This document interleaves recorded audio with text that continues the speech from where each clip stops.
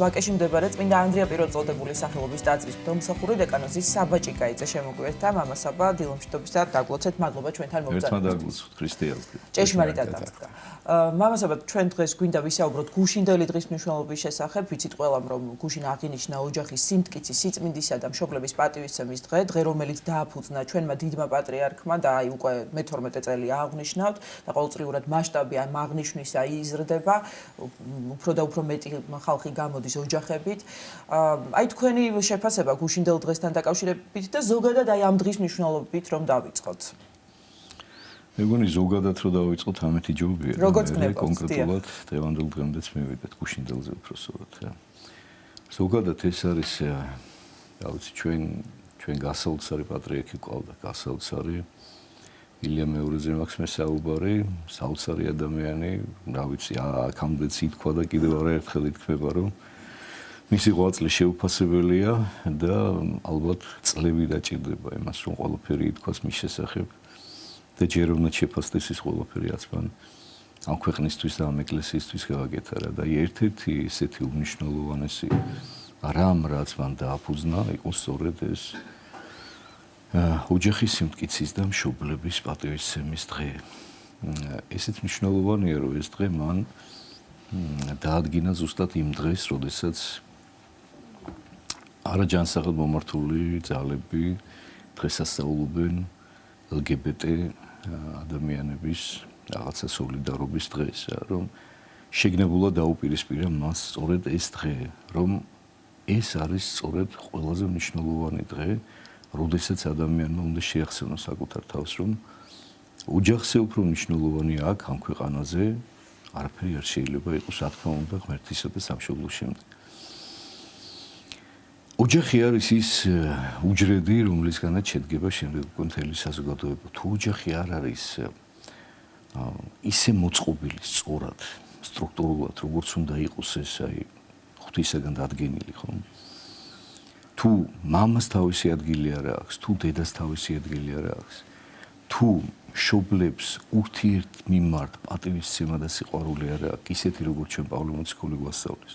შემდეგ შვილები თუ არ უყურებენ აი ამ ურთიერთობას და ამ სიყვარულს, რომელიც მშობლებს შორის უნდა იყოს, ისე ვერ იქნება მყარი და ვერ იქნება ძლიერი ეს ოჯახი რა და შესაბამისად ეხლა როგორც გითხარით რა, ეხლა თუ აგური უხარისხო არის და არ ვარგა ის შენობაც, რომელიც მე ამ აგურებით შეიძლება აშენდეს, აუცილებლად უხარისხო იქნება და აუცილებლად საშიში ავარიული იქნება, რომელიც შეიძლება ნებისმიერ წუთს და წამს დაინგრეს, ნებისმიერ პატარა რყევაზე შეიძლება დაინგრეს შენობა, ხო? ამიტომ გადამწყვეტი მნიშვნელობა აქვს ამაზე იცოდა რა ჩვენმა ბრძენმა უწინდესვა ეს ყველაფერი. სწორედ ეს დღე დაადგინა, ნახეთ, მიაქციეთ იმასაც ყურადღება. მხოლოდ ოჯახის სიწმინდის დღე კი არ ქვია ამას. ხაზი აქვს კიდე გასმული პატრიარქს მშობლების პატივისცემას. დიახ. მშობლების პატივისცემასთან დაკავშირებით ჩვენ ადრეც გვისაუბრია და ეხლაც მინდა ხაზი გავუსვა ამასთან. ნახეთ, მე ხშირად ვაქცევ ყურადღებას, რომ ცნებაში, ეს მცნებაა პირდაპირ ხო ჩვენი ღვთისაგან მოცემული. ამ ცნებაში ნათქვამია, რომ პატივი იცი მამას ეშენსა და დედას ეშენსა. აი არ მიგიქცევ ერთ ყურადღება, რატო არ თქვა უფალმა, რომ გიყვარდეს მამა და დედა. პატივი იცი, ნახე. იგივე სამოს უფალი თავისთან მიმართებაში, ვისაც მე უყვარვარო, ჩემი მცნებები დაიცვას. ნახეთ. სიყვარული ძალიან ისეთი ზოგადი და ჰაერში გაფართული ფრაზა გამოვა, თუ კი ის პატივისცემით არ არის დამტკიცებული. პატივისცემა რა არის? პატივისცემა არის საქმით დასაბუთებული და გამოხატული სიყვარული. ამიტომაც სამოს უფალი გიყვარვა, დამანახე ის რომ გიყვარვარ. ანუ მოინდომე, აჯობე საკუთარ თავს და ისე მოიქეცი მე რომ გამეხარდება. მშობელთან მიმართებაში ეს არის ნათქვამი. მე ძალიან ბევრი ადამიანი ვიცი და ალბათ ყველა, რა ვიცი, იშვიათი გამონაკლისების გარეშე, რომელსაც მშობელი რო კითხო უყვარს ძალიან. მაგრამ საქმეზე რომ მიდგება, რანაირად უყვარს თუ კი ის საქმეთ არ ასაბუთებს ამ ყველაფერს. ეხლა თუ კი ის არის უზნეო, ამორალური, თუ კი მშობლებს ეჭყუბება, ხელით ეხება, უკადრის სიტყვას აკადრებს, არის მოთამაშე, ნარკომანი, ლოთი, შფოთი და ასე შემდეგ. რანაირად უყვარს მას მშობელი. არა და აბა ერთი სცადე და მის მშობელს შეურაცხყოფა მიაყენე. აბა სცადე. მაგრამ ის სიყვარული არ არის სიყვარული. ეს არ არის პატივისცემით დასაბუთებული სიყვარული, თუ მას მშობელი მართლა უყვარს. უკვე თავის თავს უნდა აჯობოს და პატივი უნდა სცეს. პატივისცემა ძნელია. სიყვარული ეხლა დაიბრალოს ადამიანმა ძალიან ადვილია რა, ეხლა ვერ შეამოწმებ. ესე სიყვარულს, ხო, ეხლა გულში ხდება რაღაცა და იმას რა მოხატავს ადამიანი, მაგრამ აი კიდევ ერთხელ ვიძახი რა, რომ სიყვარულის შემოწმების კრიტერიუმი ეს არის რა, რომ აქვს პატივისცემა იმას თავისი მშობლის, ამიტომაც იყო რომ ჩვენო პატრიარქმა ეს ყველაფერი რასაკვირველია ძალიან კარგად იცოდა, რაც ახლა მე ვსაუბრობ და ამიტომ მშობლების პატივისცემის დღე, ანუ მან ნახეთ ხაზი გაუსვა რას, რომ თუ გინდა რომ ოჯახი იყოს მტკიცე, მშობლის მიმართ პატივისცემა უნდა გქონდეს. სხვანაირად შენი ოჯახი მტკიცე ვერ იქნება. მხოლოდ ესეთი რაღაცა სიტყვიერი სიყვარულით კი არ უნდა შემოიფარგლებოდეს შენი დამოკიდებულება მშობლის მიმართ, უნდა პატივისცემდე მას. ანუ უნდა ცხოვრობდე ისე, რომ გაახარო, ასახელო, რომ მას არ უნდა რცხვენოდეს შენი მშობლობის, პირიქით უნდა ეამაყებოდეს ის, რომ შენი მშობელი. და რა თქმა უნდა, ეხა ყველა მშობელს ღირსეული შვილი ეამაყება, ხო, ყველა მშობელს უნდა, რომ მისი შვილი მასზე უკეთესი იყოს. ეს ალბათ ჩვენთვის ეგოისტი ადამიანებისთვის ერთადერთი შემთხვევაა, როდესაც ვისიც ჩვენ ნამდვილად არ გვშურს, რომ აი ყოველთვის გვირჩევნია, რომ ჩვენი შვილი ჩვენზე უკეთესი იყოს. მშობლებისგანაც ალბათ მნიშვნელოვანია პატივისცემა შვილების მიმართ, არა? აი ნახე როგორი რამეა, ჩემო ელისაბედ, მშობელს არ მოეთხოვება ესე მცნების დონეზე და ღვთის წინაშე ეს პატივისცემა. ნახე მშობელს მოეთხოვება, რომ შვილის მიმართ იყოს მზრუნველი, მისცეს მას ის აზრდა, რაც საჭიროა, ეს ისედაც იგულისხმება, რომ მშობელი თავგანწირული უპირობო სიყვარულით არის გამსჭვალული შვილის მიმართ და ისედაც ის ყველაფერს უკეთებს. მშობელს აქვს უფლება შვილს გაუბრაზდეს. მშობელს აქვს უფლება, რომ შვილის მიმართ მკაცრიც იყოს ხანდახან თუ კი ეს რაღაც საჭირო ჩათვალა, დასაჯოს. მაგრამ ამის უფლება აქვს, ნახეთ, ისევე როგორც ღმერთს აქვს უფლება, რომ ადამიანს როგორც უნდა ისე მოექცეს. ხან კაცრად, ხან თბილად დაუყოვოს, მოეფეროს, იმიტომ რომ ნახეთ სიყვარულით მოქმედებს და იმიტომ უპირობო სიყვარული აქვს ღმერთს ადამიანის მიმართ. ესეთივე უპირობო სიყვარული აქვს ყველა ნორმალურ მშობელს თავისი შვილის მიმართ. ნორმალურს ხაზს გაუსვენ, იმიტომ რომ სამწუხაროდ არსებობენ არანორმალურებიც ადამიანთა ყოველს უშვილს. ნორმალურ მშობელს ყოველთვის აქვს შვილის მიმართ უპირობო სიყვარული და როგორც პავლე მოციქული გვეუბნება, აღმასრულებელი ჯულისა სიყვარული არსო, სიყვარულსო სხვა მცნების შეხსენება აღარ ჭირდება. სიყვარულს არ ჭირდება იმის შეხსენება, რომ პატივისცეს, არ დაჩაგროს, არ მოპაროს, არ მოკლას, სხვისი არ მოუნდეს, არ ჭირდება არც ერთი მცნების შეხსენება სიყვარულს. ამიტომ ამბობს პავლე მოციქული, რომ აღმასრულებელის ჯულისა, ანუ იმ ყველა მცნებისა, რომელიც წერია, მანამდე ჩამოთulis იმ ყველაფერს პავლე მოციქული. რაც ჯულში არის სიყვარულია. აი ეს უმაღლესი მცნება, უმაღლესი სათაური ყველა სათნოებისა, ხო? ამიტომაც შემდეგ იმასაც ამბობს, რომ სიყვარული არასადა დავარდებისო, არასოდეს არ წაიქცევა, არაფერი არ ეშლება. ამიტომაც არის ჩემო ძვირფასებო, რომ სიყვარულით როცა მოქმედებს ადამიანი, იმას არაფერი არ შეეშლება და რა კი მშობელს უპირობო სიყვარული აქვს შვილის მიმართ.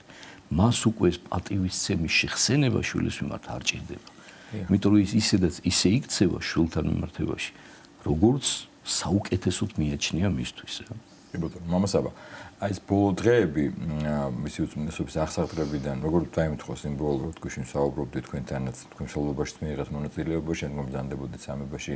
ისე მოხდა, რომ წმინდა ანდრია მოციქული დღეს მოხდა აღსაყრება ანდრიას სახტარზე და შემდგომ ეს პირველი სადღესასწაულო წირვა, სადაც დელეგაციები ჩამობრძანდნენ და ოფიციალურად მიულოცეს ახალ პატრიარქს მამამთავრობა დაიმთხვა გუშინდელ დღეს, ხო?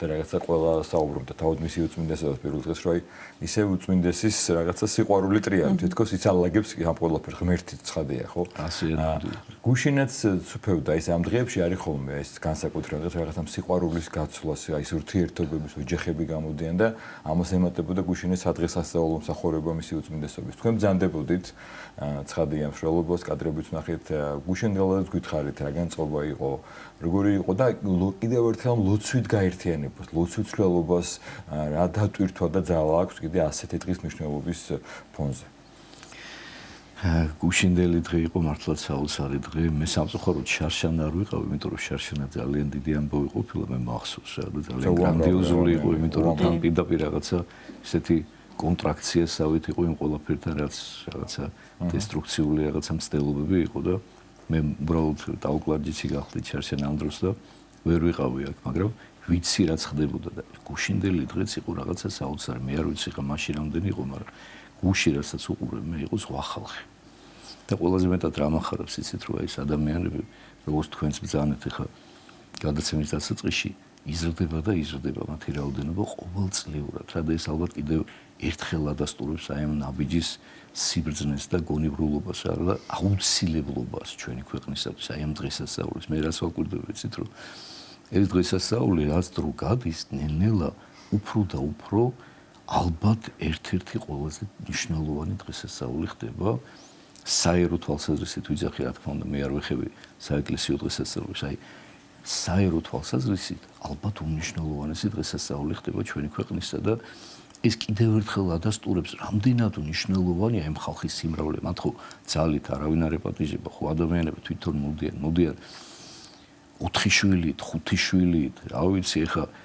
სრული შემადგენლობით ეტლით მოყავთ პატარა ბავშვები რა და მოდიან ამხელა გზაზე ამხელა მსვლელობაზე თაკარამზის ქვეშ როდესაც უდიამდიან მაშინაც გამოდიან არც ამას ერიდებიან ანუ ეს ხომ არის დასტური უკვე იმის რამდენად მნიშვნელოვანია ეს დღე რამდენად საჭირო იყო და აუცილებელი იყო და დროული იყო ამ დღესასწაულის დაწესება რომ კიდევ ერთხელ ყველამ ერთად შევახსენოთ ერთმანეთს აი მართლაც რომ ერთობა რამდენად მნიშვნელოვანია და ერთობლივი ლოცვა რამდენად მნიშვნელოვანია აი გადამწყვეტი მნიშვნელობა აქვს ხოლმე შემდეგ უკვე სიმბოლურია ესეც რომ ქვეყნის მთავარ ტაძარში ასვლას და ნუ ქალაქის ალბათ მთავარ ტაძარში ქვეყნის მაინც ცოტა ცხოველია ქალაქის მთავარ ტაძარში ასვლას და იქ შემდეგ უკვე აი ამ პარაკლისის გადახდას ანუ რაღაცა ერთობლივ ლოცვას უდიდესი ძალა გააჩნია უდიდესი ლოცვა და აი მე გუშინ ნამდვილად იქ გახლდით და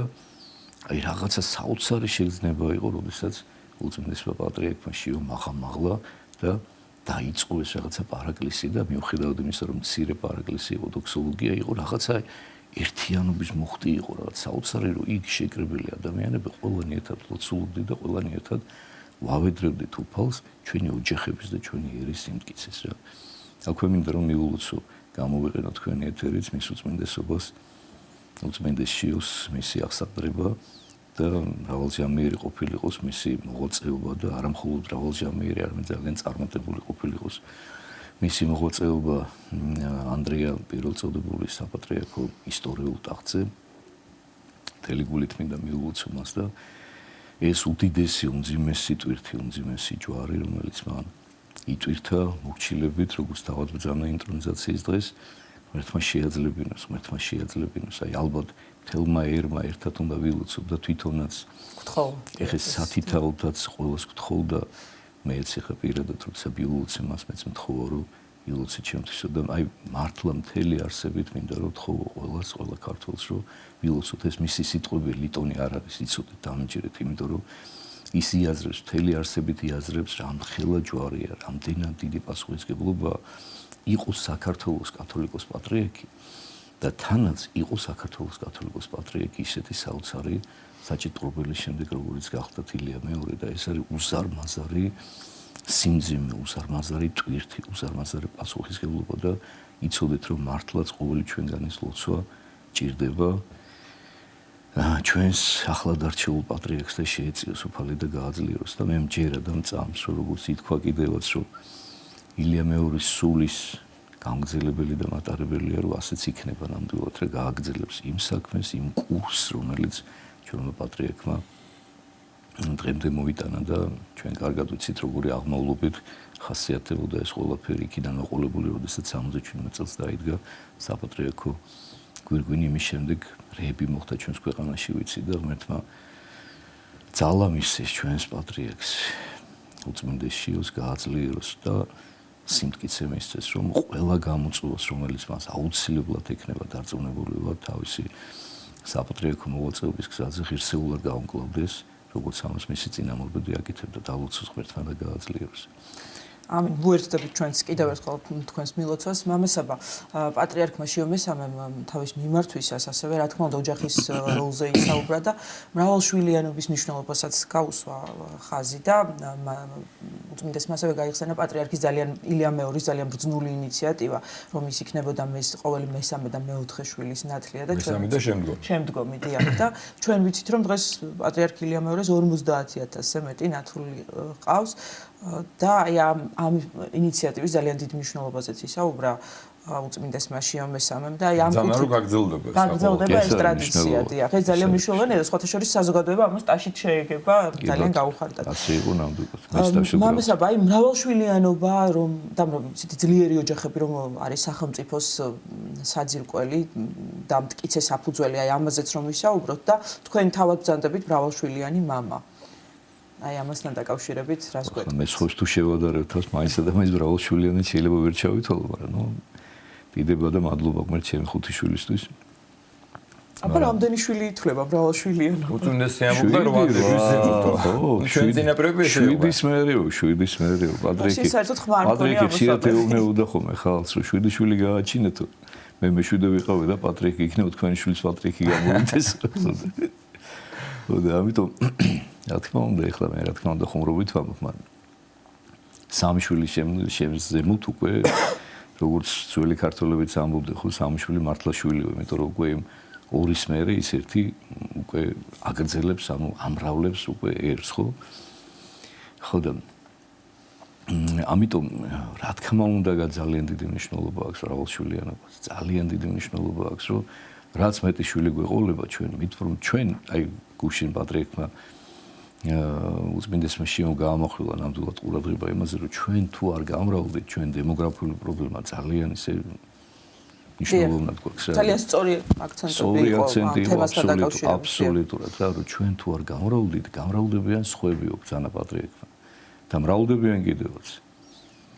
და ისინიო თან ახლა ძალიან ისე კორექტულად და სწორად თქვა რა, რომ თავიანთ რელიგიას სცემენ პატივსრა და ნუ გაამახვილა ყურადღება მუსლიმებზე, ძირითადად, სადაც იქ აკრძალულია ყველანაირად თქვა იქ ბავშვის მოკვდინება, მოშორება და ამდენ შვილსაც ჩუქნით მათ უფალი ყველა საჩინენ და ამიტომაც არის რომ ისინი მრავლდებიან და მრავლდებიან რაც ყველაზე ნიშანდობლივია ჩვენს ქვეყანაში და ეს იმ დროს როდესაც ჩვენ არ მრავლდებთ იმის გამო რომ ჩვენ რაღაცა ერთი შვილი ორი შვილი და ეს უკვე გადაგვარებას ნიშნავს და ხმლის ამოღების გარეშე შეიძლება გვაჯობოს მტერმა ჩვენ საერთოდ დაჭირდებათ მათ არც თოფის გასროლაც არ დაჭირდებათ ისე დაგვიპყრობენ გამრავლდებიან უბრალოდ ჩვენს ქვეყანაზე და ხო არ დაუშლი მას გამრავლებას, ცხოვრობ ჩვენ ქვეყანაზე, ცხოვრებას არ უშლი და გამრავლებას დაუშლი. და ამიტომ ძალიან მნიშვნელოვანია რომ ჩვენ უნდა გამრავლდეთ. ძალიან მნიშვნელოვანია და შესაბამისად ის ინიციატივაც რომელიც პატრიარქმა ბრძანა რომ გააგრძელებს წინა პატრიარქის აი ამ ტრადიციას რომ მესამე და შემდგომი შვილის ნათლია იყოს არის უაღრესად მნიშვნელოვანი. იმიტომ რომ მე ძალიან ბევრი ადამიანი ვიცი რომ ჩემთან კონდათ მათ კონდათ რომ ხო არა ეს ერთი მაგრამ აი სხვა რამეს ვამბობ რომ გული წდებოდა ძალიან რომ პატრიარქი რომ გარდაიცვალა რომ აი რაღაცა ზოგი ელოდებოდა ბავშვს აი ხა იმიტომ ელოდებდი რაღაცა მიხარობდა რომ რაღაცა პატრიარქი უნდა ყოფილიყო მისი ნათლია ვიღაცა მითხრა რომ აი გვინდოდა რომ კიდე შემდეგი შვილი გაგვიჩინა რომ პატრიარქი ყოფილიყო ნათლია და მე მათ უთხარიე მაშინ სხვა შორის რომ მე მათი იმედი მაქვს მეთქი რომ ახალი პატრიარქიც მაშინ საერთოდ არ იყო ჯერ საუბარი რეალურად ვინ იქნებოდა როგორ იქნებოდა მეთქი დარწმუნებული ვარ მეთქი რაღაც შინაგანად იმედი მაქვს მეთქი რა რომ ახალი პატრიარქი ამ ინიციატივას გააგრძელებს მეთქი რა და დიდება უფალს და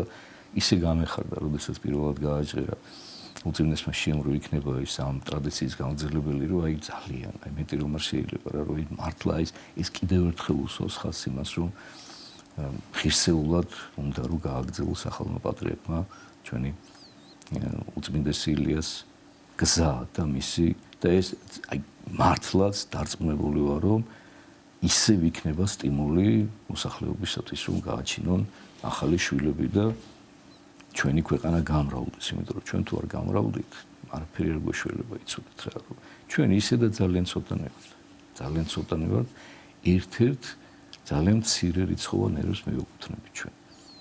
და ჩვენი გადარჩენა, რა თქმა უნდა, უპირველეს ყოვლისა უფალშია და უფალთან ერთობაშია და მასთან შერიგებაშია და შემდეგ უკვე ამ სიმრავლეში და გაამახვილა მე უწმინდესმა შიომ ყურადღება იმასთან დაკავშირებითაც, რომ არ უნდა ხდებოდეს ის რაღაცა საშინელება, სხვა შორის მას ადრეც არაერთხელ უთქვამს და გაუკეთებია აქცენტი ამასთან დაკავშირებით, როგორც ჩანს ეს მისთვის ერთ-ერთი ძალიან მტკივნეული თემა არის და აბსოლუტურად ბუნებრივად, რომ ხდება შვილების მოკლენება მშობლების მიერ სამწუხაროდ, რომ მე შეგნებულად ვამბობ მშობლების, იმიტომ რომ ეს არ არის მხოლოდ დედის გადაწყვეტილება რა. ეს ხშირ შემთხვევაში მამის თანხმობაც არის და ხშირად, რა ვიცი, მისი ინიციატივაც ხდება ხოლმე რა სამწუხაროდ, რომ შვილი რომელსაც უფალი, ну, ექიმი გასაგებია, ხო. ხო და ეს არის საზრელი ფაქტი ხალხო, საზრელი რა. ეს არის ალბათ ერთ-ერთი უმძიმესი ცოდვა, რომელიც ჩვენს ერს ძალიან მძიმე მდგომარეობაში აყენებს ღვთის წინაშე რა და ჩვენ თუ ეს არ შევწყვიტეთ საქართველოში თუ ეს არ შეწყდა, შულთა კულა თუ არ შეწყდა და ჩვენ თუ არ მივიღეთ მადლიერებით და უდიდესი სიხარულით ყოველი შვილი, რომელსაც ჩვენ უფალი გვჩუქნის და არ გავაჩინეთ და არ გამრავლდით, აი ნახეთ აი ჯერ ღვთის წინაშე ვიქნებით მართლები ამითი, როდესაც ჩვენ გამრავლდებით და როცა ჩვენ მისგან ნაჩუქარ შვილს მივიღეთ და მერე უკვე უდიდესი მადლი მოხდისაგან და ჩვენს გამრავლდებით რა. რამდენიმე სიტყვით რომ შევაჯამოთ, სადღაც 2 წუთი გვრჩება, მთავარი შედეგი და ნაყოფი, ვთქვათ, აი დღის დაფუძნებისა, რომელიც გუშინ ჩვენ აღვნიშნეთ და რომელიც დააფუძნა ჩვენმა დიდმა პატრიარქმა ილია მეორემ და როგორც აღვნიშნეთ, უკვე 12 წელი, ხო, მე-12-ად აღვნიშნეთ 17 მაისს გუშინ. მთავარი შედეგი მე ვთვლი, რომ ის არის, რომ ჩვენს გონებაში ხდება კიდევ ერთხელ გამტკიცება იმ აზრისა, რომ ოჯახის სიმტკიცესაც გადამწყვეტი მნიშვნელობა ქვეყნის ერთიანობისათვის და ქვეყნის სიძლიერისათვის. აი ეს არის ყველაზე მთავარი, რომ რაც დრო გადის ყოველწლიურად უკვე მოლოდინი არსებობს ამ 17 მაისის ამ დღისა, როდესაც ჩვენ კიდევ ერთხელ უნდა შევახსენოთ საკუთარ თავს, რომ ჩვენი სიძლიერე, ოჯახის სიძლიერეა და ოჯახის სიმტკიცეა და დალუცული ქრისტიანული მტკიცე, ძლიერი და სწორად მომართული ოჯახი უნდა გვყავდეს თითოეულ ქართველს. აი ეს არის ალბათ ყველაზე მთავარი გზავნილი გუშინდელი დღესასწაულისა, რომ ყოველმა ქართველმა მუდამ შეახსენოს საკუთარ თავსაც და საკუთარ შვილებსაც, იმიტომ რომ რასაც უყურებენ შვილები მშობლებს, ხო, ისეთები იზრდებიან თვითონაც, როგორც ერთი ჭკვიანი ადამიანი ძალიან მოსწრებულად ამბობს, გახსოვდეთო ჩვენ მშობლებს მოგვიწოდებს რა, რომ შვილები თქვენ არ გისვენენ, შვილები თქვენ გიყურებენ. და როგორც მოვიქცევით ჩვენ, როგორი პატივისცემაც გვექნება ჩვენ ოჯახის ინსტიტუტისა, ისეთები იქნებიან შემდეგ ჩვენი შვილებიც და ისეთ ქვეყანას შექმნიან უკვე შესაბამისად. ამიტომ ძალიან დიდი მნიშვნელობა აქვს ამას და მინდა კიდევ ერთხელ მივულოცო სრულიად საქართველოს გუშინდელი ძალიან დიდი დღე და ძალიან დიდი დღესასწაული თამამად ვეტყვი. გაგახაროთ ხომ. ძალიან დიდი მადლობა ჩვენთან მობრძანებისთვის, საინტერესო საუბრისთვის. მაყურებელს ვეტყვით, ვაკეში მდებარე წმინდა ანდრია პირველწოდებულის სახელობის ტაძრის მღვდელმსახური დეკანოზი საბა ჭიკაიძე იყო ჩვენი გადაცემის სტუმარი.